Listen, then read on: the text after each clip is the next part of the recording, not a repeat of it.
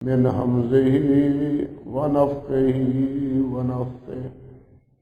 بسم الله الرحمن الرحيم.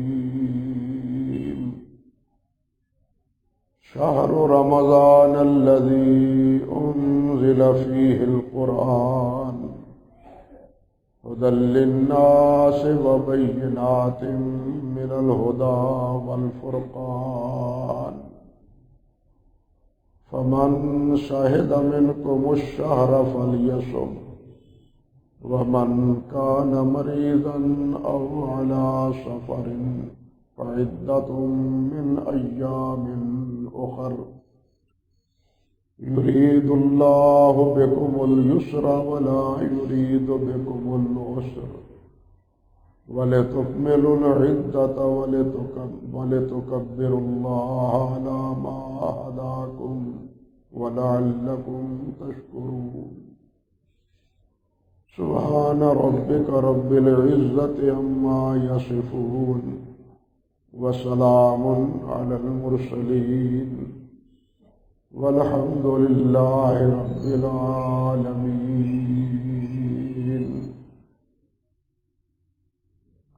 محترم و معزز سامعین کرام، عزت مآب میری بہنوں اور بیٹیوں، رمضان المبارک کے اس بابرکت مہینے میں اللہ سبحانہ و تعالی نے اپنا کلام قرآن مجید فرقان حمید نازل فرمایا ہے،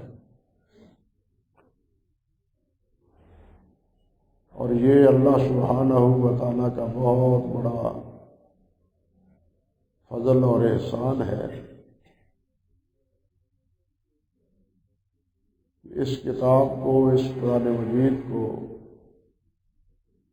جو شرف، جو مقام اور جو مرتبہ عطا فرمایا ہے، وہ کسی اور کتاب کو یا کسی اور علم کو وہ حاصل نہیں۔ تورات بلا شبہ اللہ تعالیٰ کی نازل کردہ کتاب تھی، زبور بھی اللہ سبحانہ و تعالیٰ کی نازل کردہ کتاب،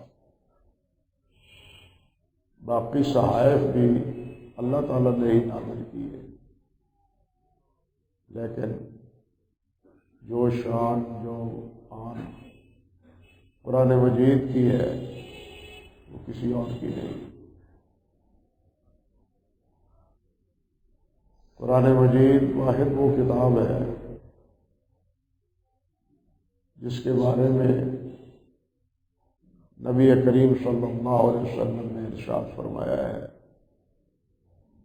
کہ خیرکم من تعلم القرآن وعلمہ، اور ایک حدیث کے الفاظ ہیں افضلکم من تعلم القرآن وعلمہ،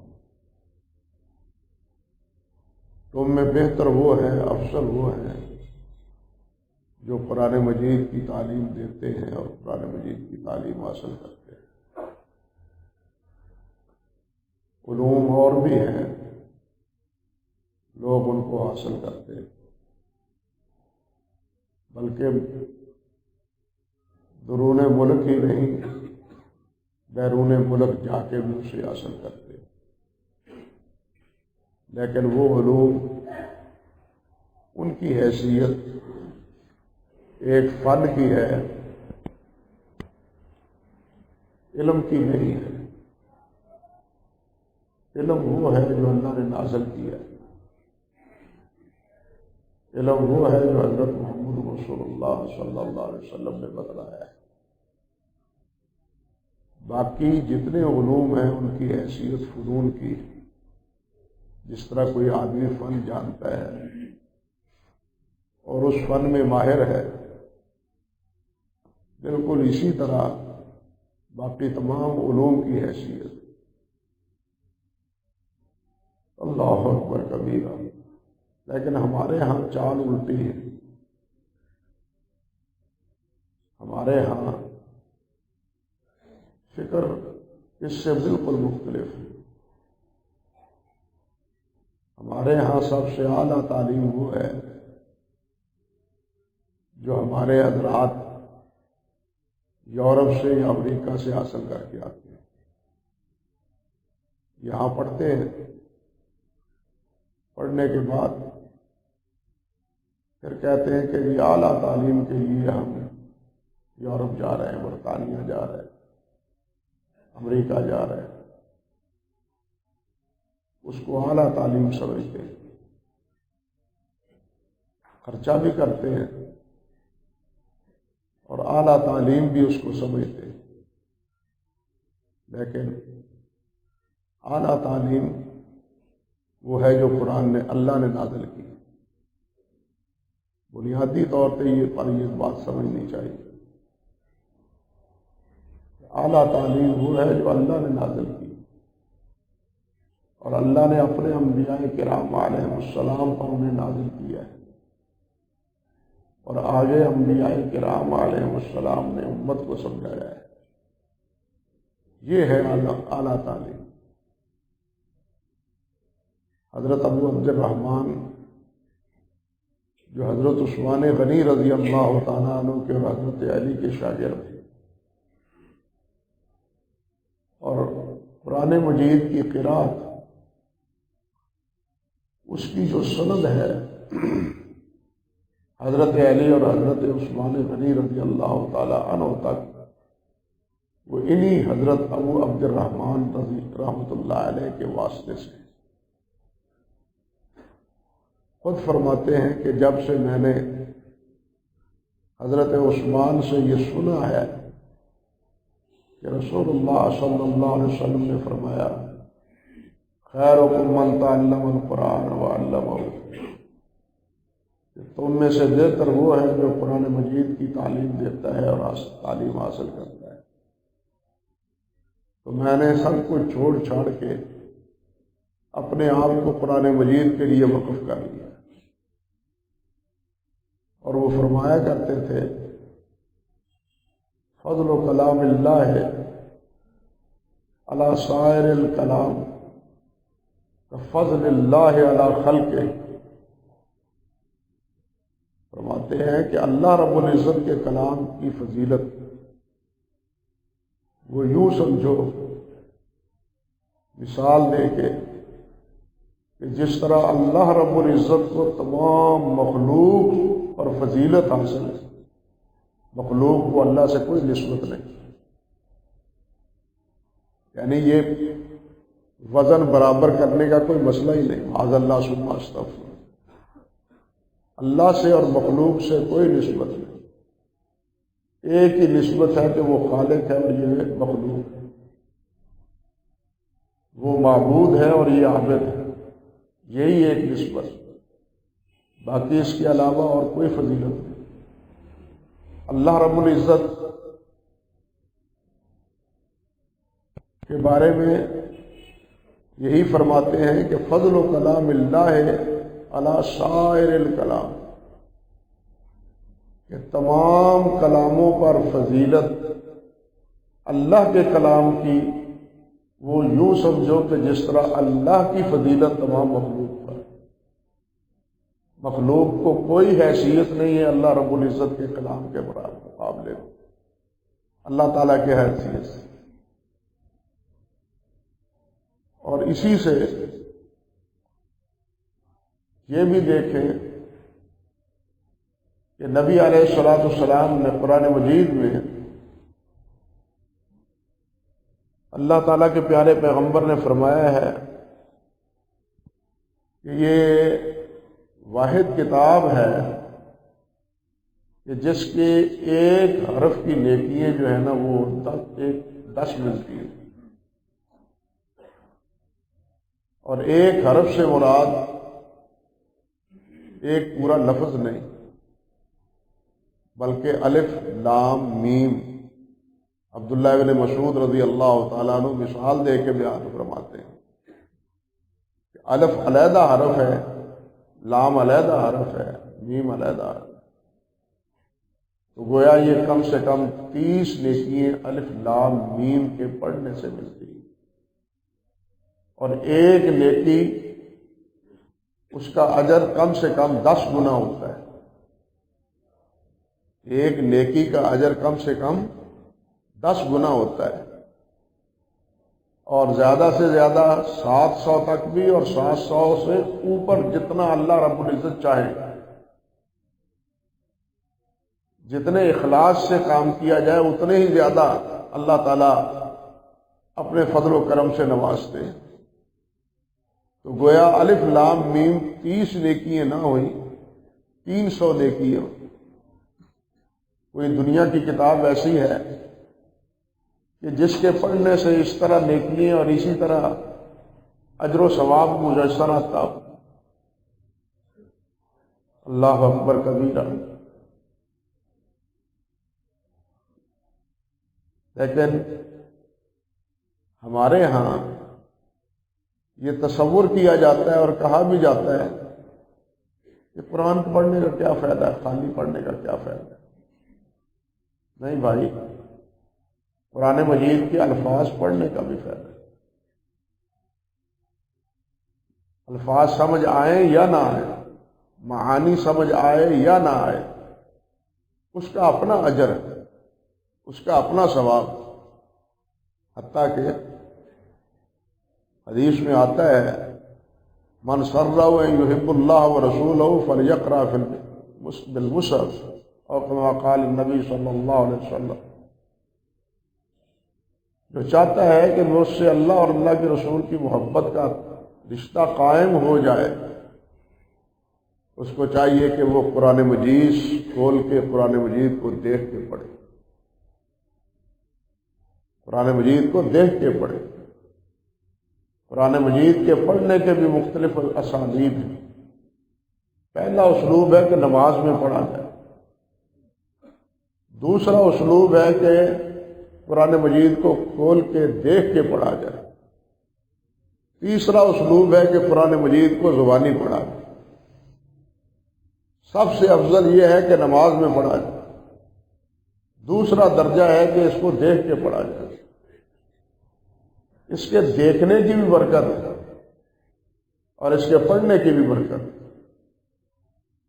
یہ بالکل اسی طرح جس طرح بیت اللہ میں طواف کا ثواب ہے، لیکن بیت اللہ کو دیکھنے کے پر بھی 20 نیکیاں ملتی ہیں. بیت اللہ کو دیکھنے سے، تو قرآن مجید کو بھی دیکھنے سے، اس کو پڑھنے سے، اس کو سمجھنے سے، اس پر عمل کرنے سے، درجہ اور مرتبے کے اعتبار سے فائدہ ہی فائدہ ہے، بھلا ہی بھلا ہے، دنیا کا بھی اور آخرت کا. نبی علیہ الصلوۃ والسلام نے حضرت ابو ذر رضی اللہ تعالی عنہ سے فرمایا تھا فَإِنَّهُ نُورٌ لَكَ فِي الدُّنْيَا وَذُخْرٌ لَكَ فِي الْآخِرَةِ، کہ یہ دنیا میں تیرے لیے نور ہے، ہدایت کا نور ہے. وَذُخْرٌ لَكَ فِي الْآخِرَةِ، اور آخرت میں تیرے لیے یہ ذخیرہ ہے. اور یہ آخرت کا ذخیرہ اسی وقت پتہ چلے گا جس وقت کہ انسان آخرت کے مراحل میں گزرے گا.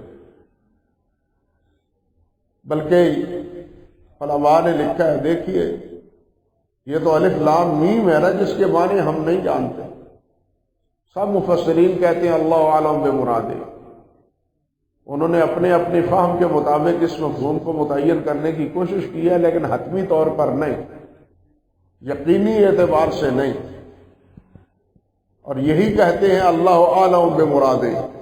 حروف مقطعات جتنے ہیں، الف لام میم، الف لام را، الف لام میم را، کاف ہا عین یا صاد، عین شین قاف، یہ جتنے حروف مقطعات ہیں، تو ان کے معانی کے بارے میں علماء یہی کہتے ہیں کہ اللہ عالم بمراد، اللہ ہی بہتر جانتے ہیں. لیکن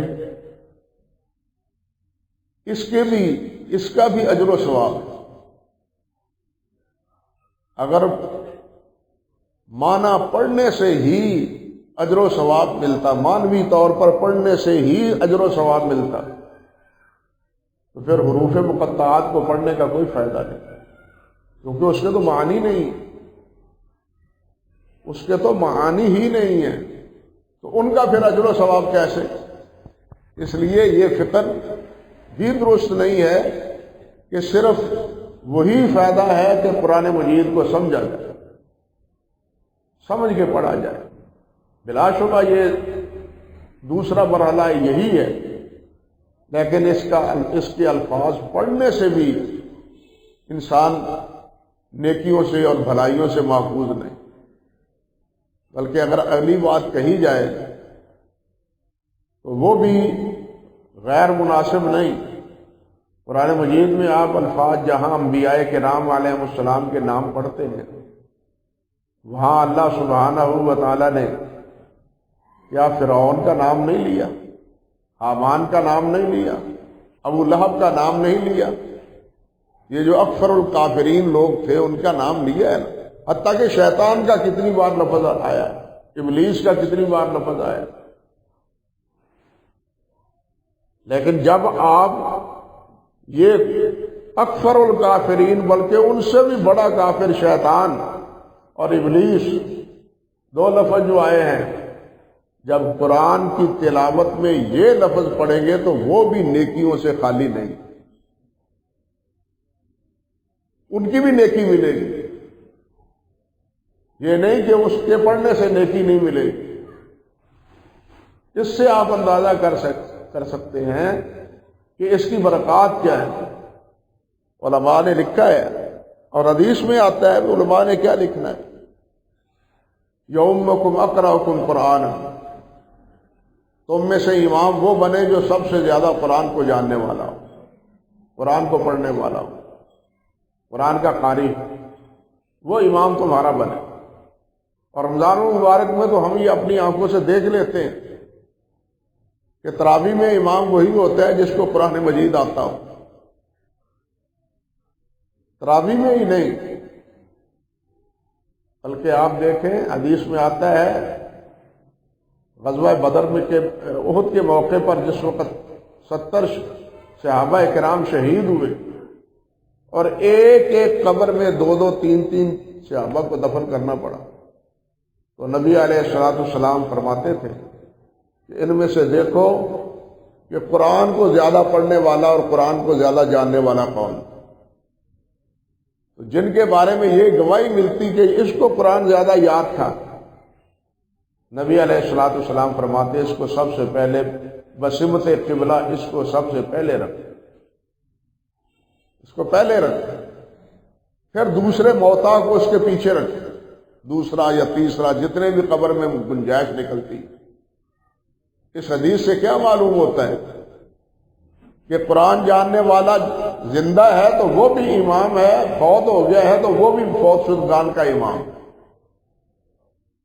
وہ فوت شدگان کا امام ہے۔ قبلہ رخ سب سے پہلے اس کو رکھنے کا حکم ہے نبی علیہ السلام۔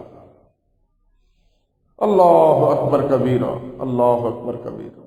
اس لیے بھائیوں، قرآن سے اپنا ناطہ جوڑیں، قرآن سے اپنا تعلق وابستہ کریں، اس سے محبت قائم کریں۔ حضرت عبداللہ بن مسعود فرماتے ہیں رضی اللہ تعالی عنہ، جو شخص یہ کہتا ہے کہ مجھے اللہ اور اللہ کے رسول سے محبت ہے، اس کو یہ دیکھنا چاہیے کہ میں قرآن سے محبت کرتا ہوں یا نہیں کرتا۔ اگر قرآن سے اس کی محبت ہے تو وہ اللہ اور اللہ کے رسول سے محبت کے دعوے میں سچا ہے، اگر قرآن سے اس کی محبت نہیں ہے تو اس کی اللہ اور اللہ کے رسول سے محبت بھی جھوٹی۔ یعنی یہ قرآن ہی ہے جس سے اللہ اور اللہ کے رسول صلی اللہ علیہ وسلم کی محبت وابستہ ہے۔ اللہ اکبر کبیرہ۔ اسی طرح یہ قرآن ہی ہے کہ جس کی برکت سے نبی علیہ السلام نے، بلکہ امام مالک نے فرمایا ہے لَن يُصْلِحَ آخِرُ هَٰذِهِ الْأُمَّةِ إِلَّا بِمَا صَلَحَ بِهِ أَوَّلُهَا، کہ اس امت میں جب بگاڑ اور فتنے پیدا ہو جائیں گے تو ان میں اصلاح کی ایک ہی صورت ہے، اور وہ صورت ہے جو پہلے حضرات جن کی اصلاح ہوئی تھی، حضرات صحابہ کرام رضوان اللہ علیہ مجمعین کی، جب اس کی طرف نہ لوٹیں گے۔ ان کی اصلاح کس سے ہوئی تھی کس علم سے ہوئی تھی، کس کتاب سے ہوئی تھی، کس کی صحبت میں ہوئی تھی؟ نبی علیہ الصلوۃ والسلام کی مصاحبت میں اور قرآن مجید کی تعلیم۔ حضرت عمر فاروق رضی اللہ تعالیٰ عنہ فرمایا کرتے تھے، معروف قول ہے ان کا، اپنے دور خلافت میں فرمایا کرتے تھے کہ عمر تو وہ تھا کہ باپ خطاب تمہیں اونٹ چرانے کے لیے بھیجا کرتے تھے اور واپسی پر باپ مجھے اس لیے مارتے تھے کہ اونٹ بھوکے آئے ہیں، تم نے اچھی چراگاہ تلاش کر کے ان کو وہاں چرنے کے لیے وقفہ ہی نہیں دیا۔ باپ مجھے خطاب مارتے تھے کہ تمہیں اونٹ بھی نہیں چلانے آتے، لیکن آج اس قرآن کی برکت سے اور نبی علیہ الصلوۃ والسلام کے دامن سے وابستہ ہونے سے اللہ تعالیٰ نے مجھے 22 لاکھ مربع میل کا فرما روا بنایا۔ یہ عرب کیا تھے؟ اونٹ چلانے والے ہی تھے نا۔ پہاڑی علاقے میں، ریتلے علاقے میں اونٹ ہی چرانے والے تھے۔ ان اونٹ چرانے والوں سے اللہ سبحانہ و تعالیٰ نے کیا کام لیا کہ وقت کی سپر طاقتیں جو ہیں وہ تحتیب ہو گئی، وہ ختم ہو کے رہ گئے۔ کس وجہ سے ہوئی؟ ان کے دل میں کسی کا خوف نہ رہا۔ اللہ کے خوف بس جانے کے بعد ان کے دل میں کسی بھی ترقی اور کسی بھی اعلیٰ تعلیم کا تصور نہ رہا قرآن مجید کی ترقی اور قرآن مجید کی تعلیم کے سوا۔ ان کی وابستگی قرآن سے تھی، ان کا تعلق نبی علیہ الصلوۃ والسلام سے تھا، ان کا پیار اور محبت اللہ رب العزت کے ساتھ ہے۔ تو یہ تین ہی چیزیں ہیں میرے بھائیوں جو انسان کے لیے کلید کامیابی ہے۔ اللہ سے اپنا تعلق قائم کریں، اللہ کے نبی کی فرما برداری کریں اور قرآن مجید سے جڑ جائیں۔ جو قرآن کہے اس کی تابع داری کرے، اس کی فرما برداری کرے۔ اللہ اکبر کبیرہ۔ الفاظ کی قرات بلا شبہ باعث برکت ہے، باعث اجر ہے، باعث ثواب ہے، لیکن مقصد قرآن مجید کا کیا ہے؟ اللہ خود فرماتے ہیں کتاب انزلناہ الیک مبارک لیدبروا آیاتہ وليتذکر اولو الالباب۔ یہ کتاب ہم نے اس لیے نازل کی ہے تاکہ تم اس پر غور و فکر کرو اور اس سے نصیحت حاصل کرو۔ اب ظاہر بات ہے کہ صرف الفاظ پڑھنے سے نصیحت نہیں ہوگی۔ اس پر غور و فکر کب ہوگا؟ جب اس کے معانی معلوم ہوگی، اس کے مطالب سے ہمیں آگاہی ہوگی، پھر یہ ہمارے لیے نصیحت ہے، پھر یہ ہمارے لیے سبق ہے۔ اجر و ثواب تو پڑھنے سے مل جائے گا، لیکن ہدایت کب ملے گی؟ ہدایت ملے گی جب ہم اس کو سمجھیں۔ اللہ ذوالجلال والاکرام نے جب آدم علیہ السلام کو اس دنیا میں بھیجا تھا تو بھیجتے ہوئے ہی یہ بات اللہ تعالیٰ نے فرمائی تھی، اللہ اکبر کبیرہ، من تبع ہدایا فلا یضل ولا یشقی، من اتبع ہدایا فلا یضل ولا یشقی، سورۃ طٰہٰ میں ہے کہ جو اس کی تابع داری کرے گا، اس ہدایت کی جو میں نے نازل کی ہے، نہ وہ گمراہ ہوگا اور نہ وہ بدبخت ہوگا۔ دو لفظ کہیں۔ حضرت عبداللہ بن عباس رضی اللہ تعالیٰ عنہ فرماتے ہیں کہ اس آیت کا مفہوم یہ ہے کہ نہ وہ دنیا میں گمراہ ہوگا اور نہ ہی وہ قیامت کے دن جہنم کا بالن بنے گا، ایندھن بنے گا۔ جہنم سے بھی بچ جائے گا اور دنیا میں بھی وہ ہدایت پائے گا، کامیاب زندگی گزارے گا جو اس کی تابع داری کرے گا۔ من اتبع ہدایا فلا خوف علیہم ولا هم یحزنون۔ اللہ فرماتے ہیں جو میری نازل کی ہوئی ہدایت پر عمل کرے گا اس پر کوئی خوف و خطرہ نہیں ہوگا۔ ہمیں تو خوف مار رہا ہے، ہمیں تو ڈر مار رہا ہے دشمنوں کا، سپر طاقتوں سے ہم ڈرے جا رہے ہیں۔ کیوں ڈرے جا رہے ہیں؟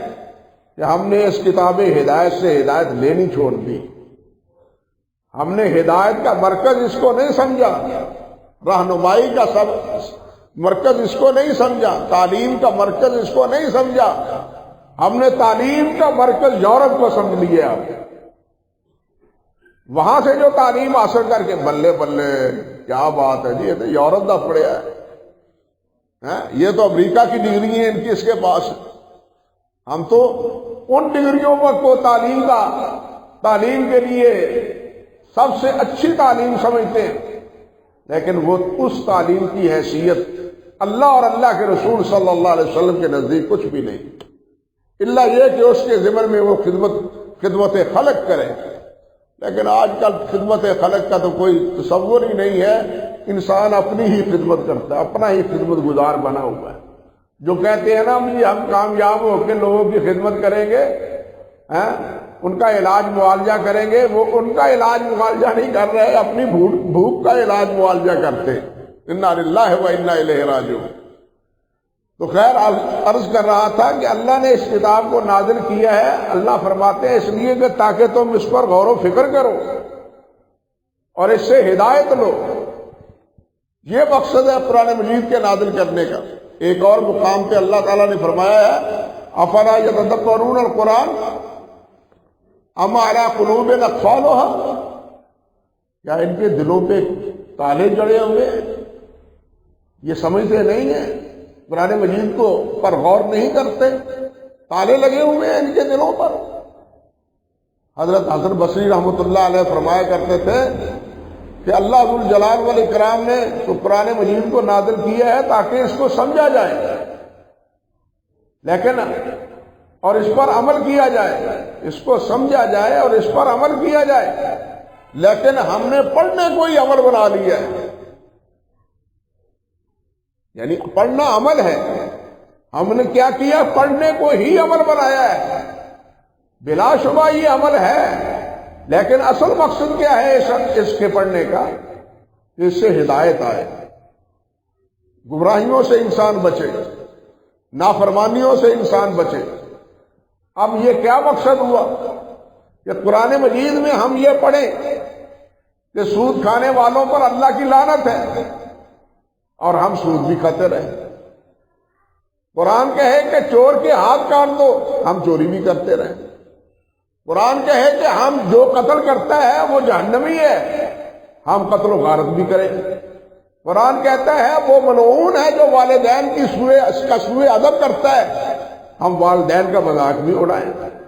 اب قرآن پڑھتے بھی رہیں اور یہ قرآن مجید جو ہے اس کی مخالفت بھی کرتے جائیں. آپ خود غور فرمائیں کہ اس پڑھنے کا نتیجہ کیا نکلا؟ ثواب تو مل گیا آپ کو، لیکن نور ہدایت سے تو محروم رہ گئے.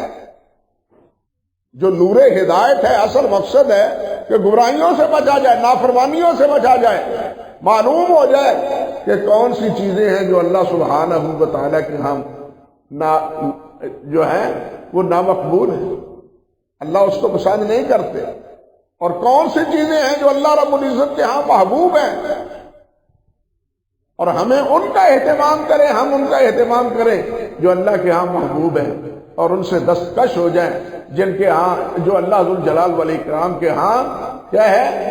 مغضوب علیہ. مقصد تو قرآن مجید کا یہ ہے، لیکن ہم نے تو اس طرف توجہ ہی نہیں کی. حیرت ہوتی ہے، دنیا کی کوئی زبان ایسی ہے کہ جس کو انسان بغیر سمجھے پڑھتا ہو؟ دنیا کی کوئی زبان ایسی ہے؟ انگریزی پڑھتے ہیں آپ، بچے پڑھتے ہیں، کیا وہ اس انگریزی کے الفاظ کا مفہوم سمجھتے ہیں یا نہیں سمجھتے؟ چائنیز پڑھتے ہیں تو چائنیز زبان کا مفہوم سمجھتے ہیں یا نہیں سمجھتے؟ کوئی زبان بھی، کورین پڑھتے ہیں، اس کا مفہوم سمجھتے ہیں یا صرف پڑھ لیتے ہیں؟ اس کا مفہوم سمجھتے ہیں. لیکن قرآن مجید ہی ایک ایسا علم رہ گیا ہے کہ اس کو نہ سمجھا جائے تب بھی گزارا ہو جائے. یہ کتنی دھاندلی ہے اور کتنی بے اہمیتی ہے کہ ہر علم کو پڑھنے کے لیے، ہر زبان کو پڑھنے کے لیے ہم اس کے معانی اور اس کی حقیقت کو سمجھنے کی کوشش کرتے ہیں، لیکن جو صحیفہ ہدایت اللہ نے عرش سے نازل کیا ہے اس کو سمجھنے کی ہم ضرورت ہی محسوس نہیں کرتے۔ اس سے بڑی بدبختی اور کیا ہے؟ یا قرآن مجید میں جو اللہ سبحانہ و تعالیٰ نے یہ فرمایا من اعرض عن ذکری فإن له معیشۃ ضنکا، جو میرے ذکر سے اعراض کرتا ہے میں اس کی معیشت کو تنگ کر دیتا ہوں۔ اگر پیسے ہوتے بھی ہیں تو تب بھی وہ تنگی ہی محسوس کرتا ہے، وہ فراوانی محسوس نہیں کرتا۔ خوف و خطرہ اس سے کے دل سے اور زیادہ بڑھ جاتا ہے، اطمینان کی بجائے خوف و خطرہ اور بڑھتا ہے۔ لیکن اطمینان کس سے ہوتا ہے؟ اس ذکر سے۔ الا بذکر اللہ تطمئن القلوب، اللہ کے ذکر سے۔ اور سب سے بڑا ذکر کیا ہے؟ یہ قرآن۔ تسبیحات، تکبیرات، تحمیدات، یہ تمام وظائف اپنی جگہ، لیکن سب سے افضل ذکر قرآن مجید، سب سے افضل ذکر قرآن مجید۔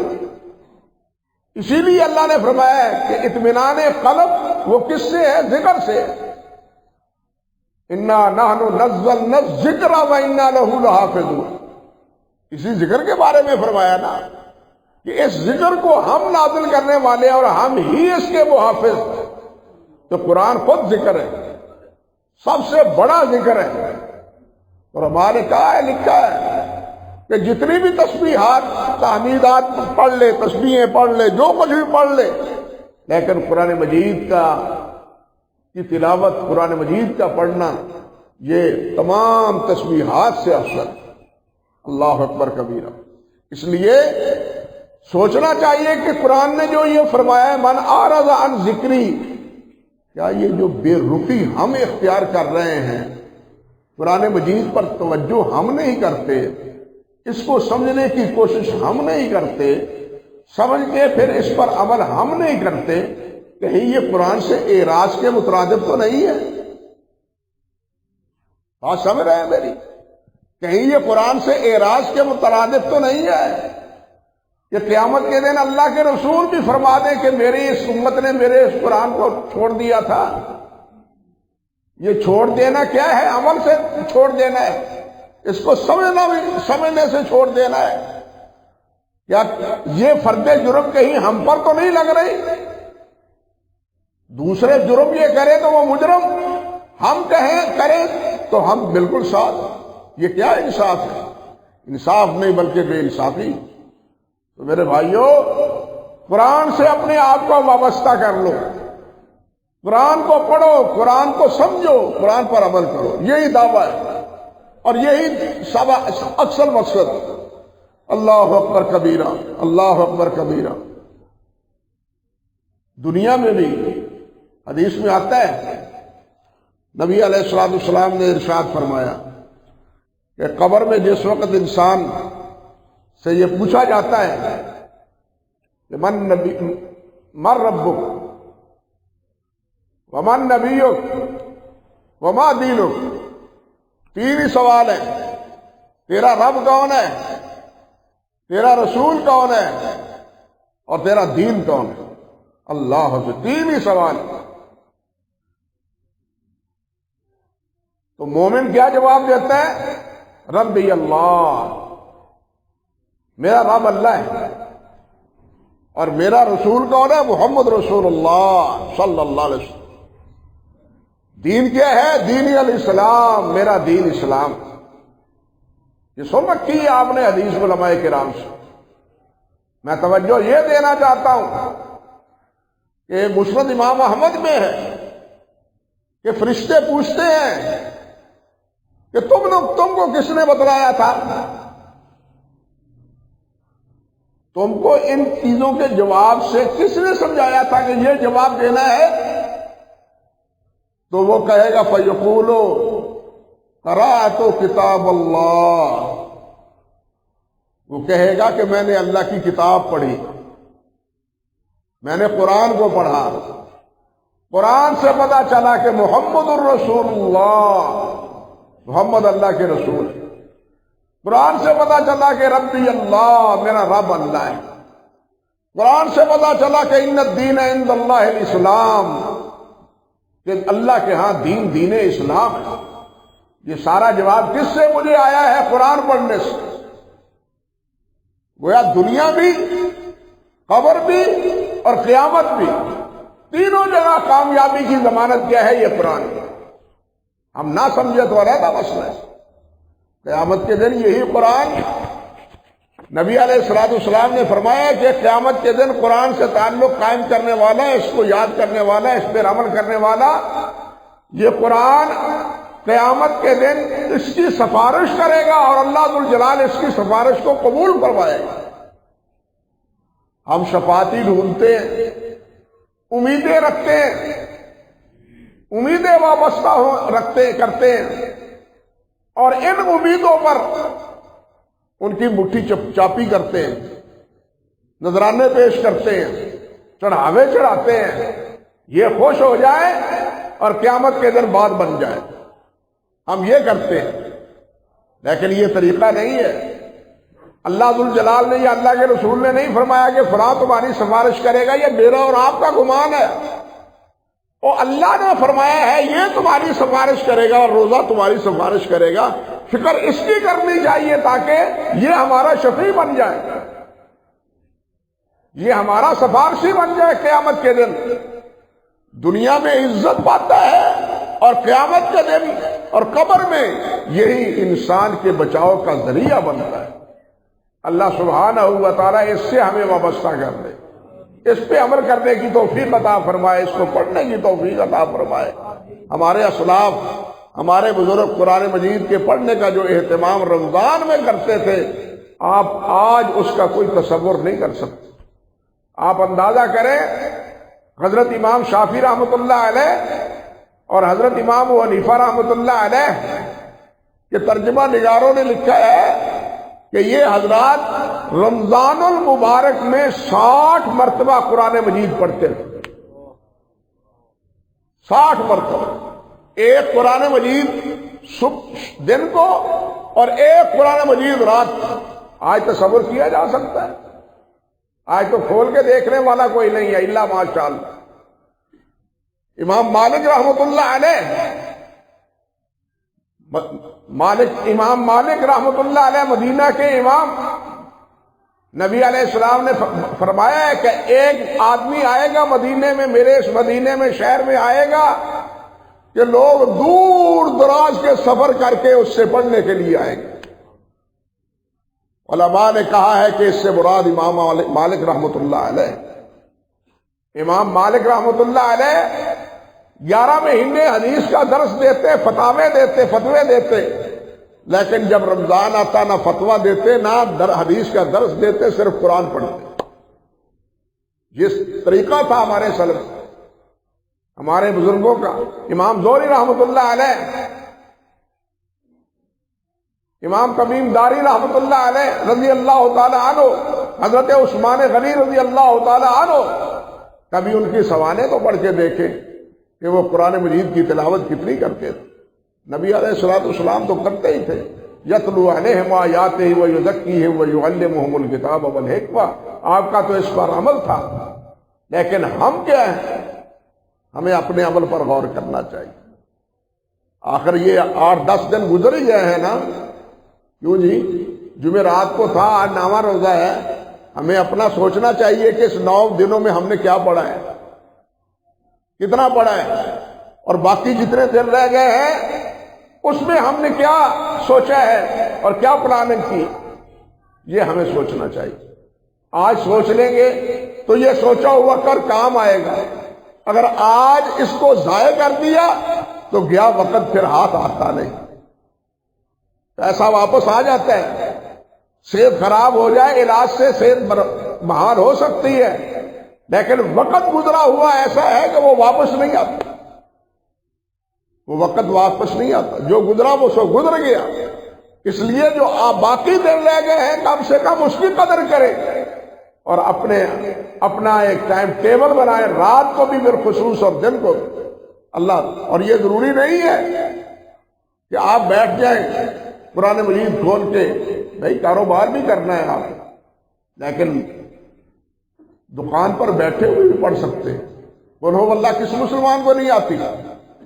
الحمدللہ کس کو نہیں آتی؟ سورۃ فاتحہ ہے نا، آپ دکان پر بیٹھ کے بھی سورۃ فاتحہ اور قل ہو اللہ پڑھیں گے تو آپ قرآن ہی پڑھ رہے ہیں۔ یہ نہیں کہ قرآن کھول کے پڑھیں گے تو پھر ہی قرآن ہے۔ چلتے پھرتے بھی آپ پڑھ سکتے ہیں، بیٹھ کے دکانوں پر بھی پڑھ سکتے ہیں۔ رجال لا تلہیہم تجارۃ ولا بیع عن ذکر اللہ۔ اللہ نے فرمایا کہ کچھ میرے بندے ایسے ہیں جو کاروبار کرتے ہوئے بھی میرے ذکر سے غافل نہیں۔ اللہ اس آیت کا ہمیں مصداق بنائے، کاروبار بھی کرے اور اللہ کو بھی یاد رکھے۔ اللہ سبحانہ و تعالیٰ مجھے اور آپ کو اس کی توفیق عطا فرمائے۔ وآخر دعوانا الحمد للہ رب العالمین۔